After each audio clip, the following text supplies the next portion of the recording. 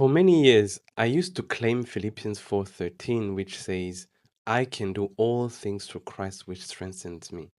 But one day I asked myself, but actually, how can I do all things through Christ who strengthen me?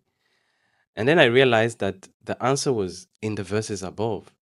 If you read Philippians 4 from verse 4 to verse 12, you will see that there are five things that Paul tells us that if you do these things actually, then you can actually claim that you can do all things through Christ who strengthen you. And what are those five things?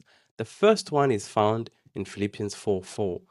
Paul tells us that we should rejoice always. That's the first one. The second thing is you have to remind yourself that God is with you always. And that's found in verse 5.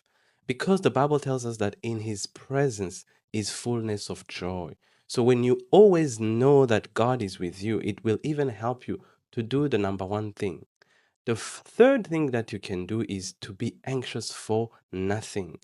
Don't worry about anything. Rather, pray about everything.